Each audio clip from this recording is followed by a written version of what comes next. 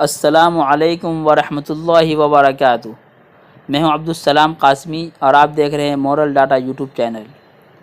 کم عمری کے زمانے میں حضرت شیخ عبدالقادر جیلانی رحمۃ اللہ علیہ قافلہ والوں کے ساتھ علم دین حاصل کرنے کی غرض سے بغداد جا رہے تھے، اور والدہ نے جاتے وقت 40 دینار ان کے کپڑے کی جیب میں رکھ کر سل دیے تھے اور وصیت کی کہ بیٹا جھوٹ نہیں بولنا۔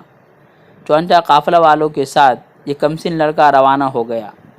راستہ میں ڈاکوؤں نے قافلہ کو روک کر سب سے چھپے دینار و دراہم کے بارے میں پوچھا۔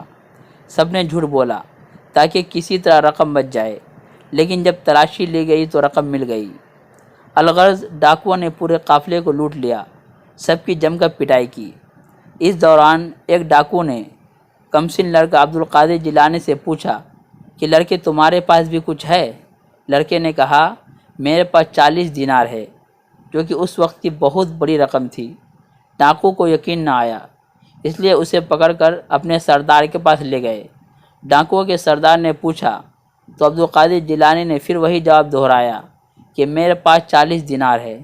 سردار نے کہا کہ پیسے نکالو، تو عبدالقادر جیلانی نے سلے ہوئے جیب سے پیسے نکال کر دے دیے۔ سردار نے لڑکے سے کہا کہ بیٹا تم نے ہم سے جھوٹ کیوں نہیں بولا؟ ہم تو ویسے بھی تمہاری تلاشی نہ لیتے، اور تم نے رقم بھی ایسی جگہ سے نکالی ہے جہاں ہمارا خیال بھی نہ جاتا۔ عبدالقادر جیلانی رحمۃ اللہ علیہ نے جواب دیا کہ آتے وقت والدہ محترمہ نے نصیحت کی تھی کہ بیٹا جھوٹ نہیں بولنا۔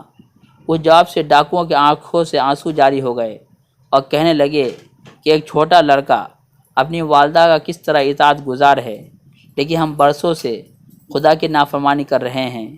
یہ کہہ کر سب نے توبہ کی اور لوٹی ہوئی رقم واپس کر دی۔ اس سے ثابت ہو گیا الصدق ینجی والکذب یہلک، یعنی سچائی نجات دیتی ہے اور جھوٹ ہلاک کرتی ہے۔ یہی عبدالقادر جیلانی بعد میں پیران پیر بنے۔